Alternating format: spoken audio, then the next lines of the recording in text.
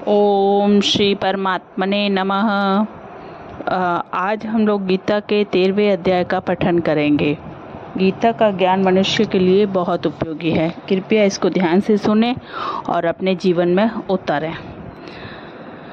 गीता का 13वां अध्याय। उसके उपरांत श्री कृष्ण भगवान फिर बोले, हे अर्जुन, यह शरीर क्षेत्र है, ऐसे कहा जाता है, और इसको जो जानता है उसको क्षेत्रज्ञ, ऐसा उनके तत्व को जानने वाले ज्ञानी जन कहते हैं। और हे अर्जुन, तू सब क्षेत्रों में क्षेत्रज्ञ अर्थात जीवात्मा भी मेरे को ही जान, और क्षेत्रज्ञ का अर्थात विकार सहित प्रकृति का और पुरुष का जो तत्व से जानना है वह ज्ञान है। ऐसा मेरा मत है। इसलिए वह क्षेत्र जो है और जैसा है तथा जिन विकारों वाला और जिस कारण से जो हुआ है, तथा वह क्षेत्रज्ञ भी जो है और जिस प्रभाव वाला है, वह सब संक्षेप में मेरे से सुन। यह क्षेत्र और क्षेत्रज्ञ का तत्व ऋषियों द्वारा बहुत प्रकार से कहा गया है अर्थात समझाया गया है, और नाना प्रकार के वेद मंत्रों से विभाग पूर्वक कहा गया है, तथा अच्छे प्रकार निश्चय किए हुए युक्ति युक्त ब्रह्मा सूत्र के पदों द्वारा भी वैसे ही कहा गया है। हे अर्जुन, वही मैं तेरे लिए कहता हूँ कि 5 महाभूत अर्थात आकाश, वायु, अग्नि, जल और पृथ्वी का सूक्ष्म भाव, अहंकार, बुद्धि और मूल प्रकृति अर्थात त्रिगुणमयी माया भी, तथा 10 इंद्रियां अर्थात शोक, त्वचा, नेत्र, रसना और घ्राण एवं वाक, हस्त, पाद, उपहस्त और गदा, एक मन और 5 इंद्रियों के विषय अर्थात शब्द, स्पर्श, रूप, रस और गंध, तथा इच्छा, द्वेष, सुख, दुख और स्थूल देह का पिंड, चेतनता और धृति। इस प्रकार यह क्षेत्र विकारों के सहित संक्षेप से कहा गया है। हे अर्जुन, श्रेष्ठता के अभिमान का अभाव, दंभाचरण का अभाव, प्राणी मात्र को किसी प्रकार भी न सताना और क्षमा भाव, तथा मन वाणी की सरलता, श्रद्धा भक्ति सहित गुरु की सेवा, बाहर भीतर की शुद्धि, अंतकरण की स्थिरता, मन और इंद्रियों सहित शरीर का निग्रह, इस लोक और परलोक के संपूर्ण भोगों में आसक्ति का अभाव और अहंकार का भी अभाव, एवं जन्म, मृत्यु, जरा और रोग आदि में दुख दोषों का बारंबार विचार करना, पुत्र, स्त्री, घर और धनादि में आसक्ति का अभाव और ममता का न होना, तथा प्रिय अप्रिय की प्राप्ति में सदा ही चित्त का सम रहना अर्थात मन के अनुकूल तथा प्रतिकूल के प्राप्त होने पर हर्ष, शोकादि विकारों का न होना, मुझ परमेश्वर में एक ही भाव में स्थित रूप ध्यान योग के द्वारा अव्याभिचारिणी भक्ति, तथा एकांत और शुद्ध देश में रहने का स्वभाव, और विशेषत मनुष्य के समुदाय में प्रेम का न होना, तथा अध्यात्म ज्ञान में नित्य स्थिति और तत्व ज्ञान के अर्थ रूप परमात्मा को सर्वत्र देखना, यह सब तो ज्ञान है, और जो इससे विपरीत है वह अज्ञान है, ऐसा कहा गया है। हे अर्जुन, जो जानने के योग्य तथा जिसको जानकर मनुष्य परम आनंद को प्राप्त होता है, उसको अच्छी प्रकार कहूँगा। वह आदि रहित परम ब्रह्मा अकथनीय स्वरूप होने से न सत कहा जाता है और न असत ही कहा जाता है, परंतु वह सब ओर से हाथ पैर वाला एवं सब ओर से नेत्र, सिर और मुख वाला तथा सब ओर से श्रोत्र वाला है, क्योंकि वह संसार में सबको व्याप्त करके स्थित है। और संपूर्ण इंद्रियों के विषयों को जानने वाला है, परंतु वास्तव में सब इंद्रियों से रहित तथा आसक्ति रहित और गुणों से अतीत हुआ भी अपनी योग माया से सबको धारण पोषण करने वाला और गुणों को भोगने वाला है, तथा वह परमात्मा चराचर सब भूतों के बाहर भीतर परिपूर्ण है और चर अचर रूप भी वही है, और वह सूक्ष्म होने से अविज्ञ है तथा अति समीप में और दूर में भी वही स्थित है, और वह विभाग रहित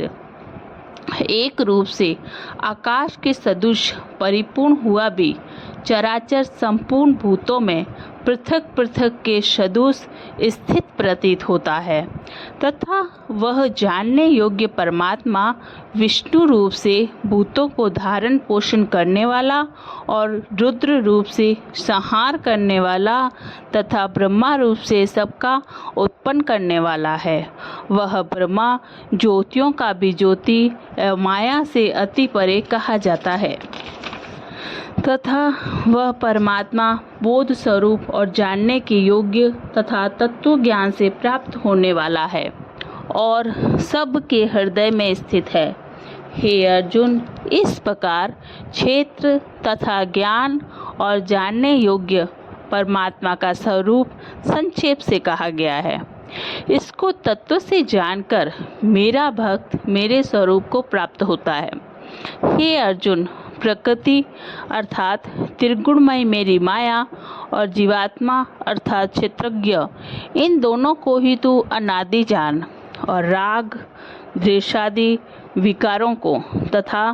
त्रिगुणात्मक संपूर्ण पदार्थों को भी प्रकृति से ही उत्पन्न होने वाला हुआ जान, क्योंकि कार्य और कारण के उत्पन्न करने में हेतु प्रकृति कही जाती है, और जीवात्मा सुख दुखों के भोक्तापन में अर्थात भोगने में हेतु कहा जाता है। परंतु प्रकृति में स्थित हुआ ही पुरुष प्रकृति से उत्पन्न हुए त्रिगुणात्मक सब पदार्थों को भोगता है, और इन गुणों का संग ही इस जीवात्मा के अच्छी बुरी योनियों में जन्म लेने में कारण है। वास्तव में तो यह पुरुष इस देह में स्थित हुआ भी पर अर्थात त्रिगुणमय माया से सर्वथा अतीत ही है। केवल साक्षी होने से उपद्रष्टा और यथार्थ सम्मति देने वाला होने से अनुमंता या सबको धारण करने वाला होने से भर्ता जीव रूप से भोता तथा ब्रह्मादिकों का भी स्वामी होने से महेश्वर और शुद्ध सच्चिदागण होने से परमात्मा ऐसे कहा गया है।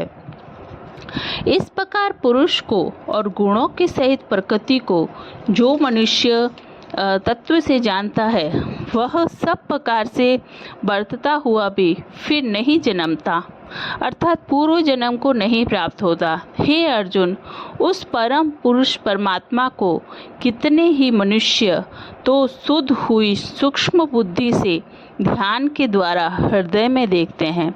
तथा अन्य कितने ही ज्ञान योग के द्वारा देखते हैं, और अपर कितने ही निष्काम कर्म योग के द्वारा देखते हैं। परंतु इनसे दूसरे अर्थात जो मंद बुद्धि वाले पुरुष हैं, वे सव्य इस प्रकार न जानते हुए दूसरों से अर्थात तत्व के जानने वाले पुरुषों से सुनकर ही उपासना करते हैं, अर्थात उन पुरुषों के कहने के अनुसार ही श्रद्धा सहित तत्पर हुए साधन करते हैं, और वे सुनने के परायण हुए पुरुष भी मृत्यु रूप संसार सागर को निसंदेह तर जाते हैं। हे अर्जुन, यावन मात्र जो कुछ भी स्थावर जन्म वस्तु उत्पन्न होती है, उस संपूर्ण को तू क्षेत्र और क्षेत्रज्ञ के संयोग से ही उत्पन्न हुई जान, अर्थात प्रकृति और पुरुष के परस्पर के संबंध से ही संपूर्ण जगत की स्थिति है। वास्तव में तो संपूर्ण जगत नाशवान और क्षण भंगुर होने से अनित्य है। इस प्रकार जानकर जो पुरुष नष्ट होते हुए सब चराचर भूतों में नाश रहित परमेश्वर को समभाव से स्थित देखता है, वही देखता है, क्योंकि वह पुरुष सब में समभाव से स्थित हुए परमेश्वर को समान देखता हुआ अपने द्वारा आप को नष्ट नहीं करता है। अर्थात शरीर का नाश होने से अपने आत्मा का नाश नहीं मानता है, इससे वह परम गति को प्राप्त होता है। और जो पुरुष संपूर्ण कर्मों को सब प्रकार से प्रकृति से ही किए हुए देखता है, अर्थात इस बात को तत्व से समझ लेता है कि प्रकृति से उत्पन्न हुए संपूर्ण गुण ही गुणों में बरतते हैं, तथा आत्मा को अकर्ता देखता है वही देखता है। और यह पुरुष जिस काल में भूतों के न्यारे न्यारे भाव को एक परमात्मा के संकल्प के आधार स्थित देखता है, तथा उस परमात्मा के संकल्प से ही संपूर्ण भूतों का विस्तार देखता है, उस काल में सच्चिदानंद ब्रह्मा को प्राप्त होता है। हे अर्जुन, अनादि होने से और गुणातीत होने से यह अविनाशी परमात्मा शरीर में स्थित हुआ भी वास्तव में न करता है और न ही लिपायमान होता है। जिस प्रकार सर्वत्र व्याप्त हुआ भी आकाश सूक्ष्म होने के कारण लिपायमान नहीं होता है, वैसे ही सर्वत्र देव में स्थित हुआ भी आत्मा गुणातीत होने के कारण देह के गुणों से लिपायमान नहीं होता है। हे अर्जुन, जिस प्रकार एक ही सूर्य इस संपूर्ण ब्रह्मांड को प्रकाशित करता है, उसी प्रकार एक ही आत्मा संपूर्ण क्षेत्र को प्रकाशित करता है, अर्थात नित्य बोध स्वरूप एक आत्मा की ही सत्ता से संपूर्ण जड़ वर्ग प्रकाशित होता है। इस प्रकार क्षेत्र और क्षेत्रज्ञ के भेद को तथा विकार सहित प्रकृति से छूटने के उपाय को जो पुरुष ज्ञान नेत्रों द्वारा तत्व से जानते हैं, वे महात्मा जन परम ब्रह्मा परमात्मा को प्राप्त होते हैं। जय श्री कृष्णा। दोस्तों, आज 13वें अध्याय का समापन हुआ। कल हम 14वां अध्याय करेंगे।